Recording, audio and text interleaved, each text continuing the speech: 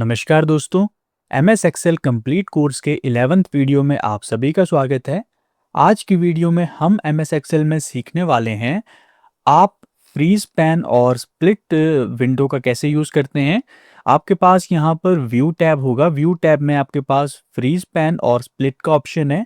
आज हम देखेंगे आप कैसे इसको एक्सेल में यूज़ करते हो।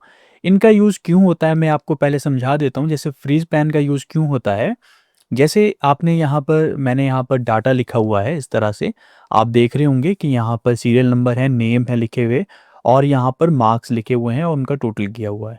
ठीक है, इस तरह से है। अब यहाँ पर अगर मैं स्क्रॉल डाउन करूँ नीचे-नीचे तो आप देख रहे होंगे कि मेरी शीट जो है बहुत बड़ी शीट है, इस तरह से आप देख रहे होंगे यहाँ पर। ठीक है, यहाँ पर है बहुत बहुत बड़ी शीट है मेरी।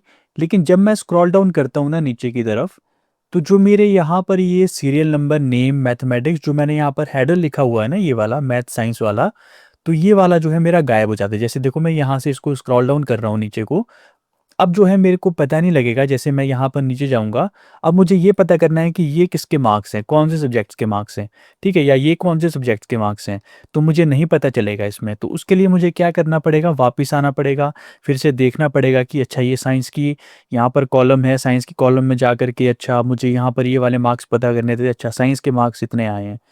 तो अगर आपको इस चीज़ से बचना है, तो आप कैसे इसको स्मार्टली यूज़ करोगे, तो इसके लिए फ्रीज पैन का यूज़ होता है। कैसे, मैं ऊपर आ जाता हूँ यहाँ से टॉप में।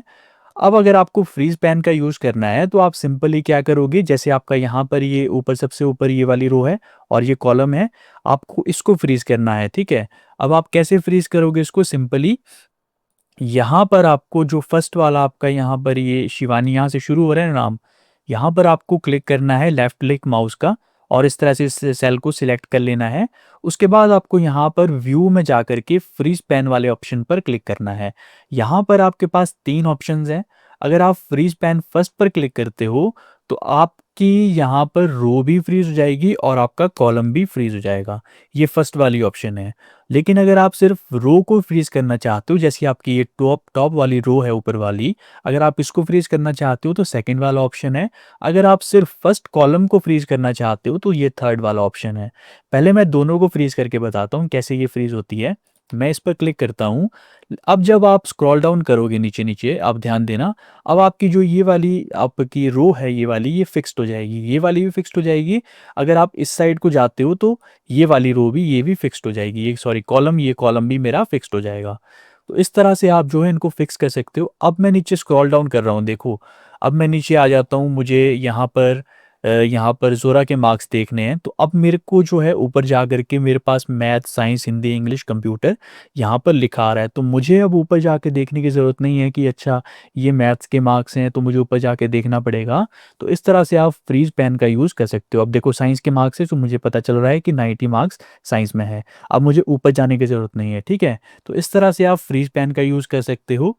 फ्रीज पेन में आप सिर्फ कॉलम को भी फ्रीज कर सकते हो। अगर मैं सिर्फ कॉलम की बात करता हूँ, जैसे मैं कॉलम, ये वाला कॉलम फ्रीज हो जाएगा, बाकी ये ऊपर वाला जो है कॉलम इस साइड को, जैसे आप इस साइड को जाओगे अपनी शीट में तो ये फिक्स्ड रहेगा, ठीक है। इस तरह से ये वाली कॉलम फिक्स्ड रहेगा।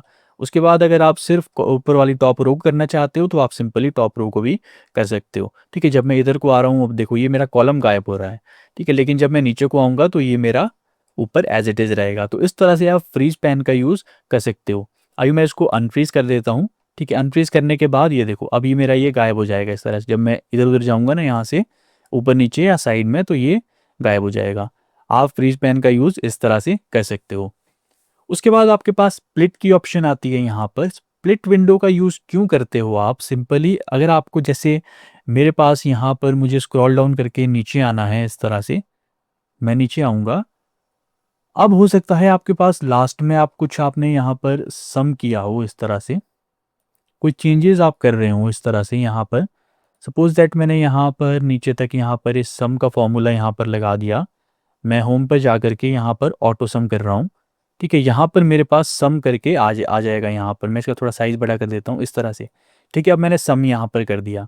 अब क्या होगा कि जैसे मैं ऊपर जाता हूँ, मैंने कुछ यहाँ पर चेंजेस किए इस वाले कॉलम में, तो अब मैंने जैसे 45 को यहाँ पर चेंज किया, अब मुझे नहीं पता चल रहा है कि लास्ट में सम कितना चेंज हुआ मेरा, ठीक है, यहाँ पर मुझे नीचे आके देखना पड़ेगा कि कितना सम चेंज हुआ। ठीक है, तो इस चीज़ के लिए आप स्प्लिट विंडो का यूज़ कर सकते हो। जैसे आपको स्प्लिट विंडो करनी है, जैसे मुझे यहाँ पर जहाँ तक आपको स्प्लिट विंडो करनी है, जैसे आपको यहाँ पर मैं क्लिक करता हूँ यहाँ पर, तो ये जो है विंडो स्प्लिट हो जाएगी। मैं व्यू पर जाता हूँ तो यहाँ पर जैसे मैं यहाँ पर इसको सिलेक्ट करता हूँ तो स्प्लिट विंडो का यूज़ करता हूँ, तो ये देखो इस तरह से मेरी ये विंडो स्प्लिट हो जाएगी। यहाँ पर आपको दिख रहे होंगे कुछ चेंजेस, इस तरह से 4 भाग में यहाँ से ये मेरी विंडो स्प्लिट हो जाएगी। अब मैं जब नीचे आऊँगा यहाँ से, देखो ये वाला पार्ट मेरा ऊपर ही है, ये स्प्लिट हो चुका है। जब मैं नीचे आता हूँ तो ये मेरा पार्ट एज इट इज़ रहेगा। अब जैसे मैं लास्ट में जाता हूँ यहाँ पर ना, जहाँ पर मैंने वो सम किया हुआ है, ठीक है, यहाँ पर मैं सम कर रहा हूँ, ठीक है, यहाँ पर ये देखो, यहाँ पर मैंने वो सम किया था मैथ्स वाले कॉलम में। अब जब मैं यहाँ पर कोई चेंजेस करूँगा, जैसे ही मैं कोई चेंज करूँगा, जैसे मैं 76 यहाँ पर करता हूँ, एंटर प्रेस करता हूँ, तो मुझे वो चेंजेस यहाँ पर शो हो रहे हैं, ठीक है, मेरी नीचे वाली विंडो में। आप चाहें तो इसका साइज़ छोटा बड़ा, जैसे आप और ज़्यादा यहाँ पर इसको कम ज़्यादा, जैसे 8 तक शो हो रहा था अब 9 तक कर लिया ऊपर वाली विंडो को। यहाँ पर क्लिक करें, यहाँ पर आप इसको कम ज़्यादा कर सकते हो, जैसे अब यहाँ पर ऊपर ये देखो, इस तरह से आप इसको कम ज़्यादा कर सकते हो। अब मैं फिर यहाँ से थोड़ा नीचे आ जाता हूँ इस तरह से, देखो अब आपको नीचे भी ये दिख रहा होगा, 2 साइड आपको ये विंडोज़ स्प्लिट होकर दिख रही होंगी इस तरह से, ठीक है। तो इस तरह से आप जो है स्प्लिट विंडो का यूज़ कर सकते हो। आपको नीचे एक अलग विंडो आ जाएगी, एक ऊपर एक अलग से ये विंडो स्प्लिट कर देगा, ठीक है। अब अगर आप इसको ठीक करना चाहते हो, अगर आप चाहते हो कि स्प्लिट विंडो से हट जाए, तो सिंपली यहाँ पर स्प्लिट पे क्लिक कीजिए, अब ये स्प्लिट विंडो से हट जाएगा इस तरह से, ठीक है। कहीं से भी आप स्प्लिट करना चाहो, वहाँ पर लेफ्ट क्लिक करो माउस का और स्प्लिट पर क्लिक कर दो, ये वहीं से स्प्लिट हो जाएगा इस तरह से, ठीक है। फिर आप नीचे ऊपर नीचे साइड में ओरे परे आप कहीं भी इसको जा सकते हो इस तरह से, ठीक है। तो इस तरह से आप स्प्लिट का यूज़ भी कर सकते हो एमएस एक्सेल में। तो ये था कुछ आज की वीडियो के लिए। अगर आपको वीडियो पसंद आई हो तो वीडियो को लाइक ज़रूर करें, दोस्तों के साथ शेयर करें और हमारे चैनल टेक्सपियर बाय शिवा को सब्सक्राइब करना ना भूलें। नोटिफिकेशन बेल को ऑन कर लें ताकि आपको हमारी वीडियोस की लेटेस्ट वीडियोस की नोटिफिकेशन मिलती रहे। तो आज के इस वीडियो के लिए इतना ही। Thank you.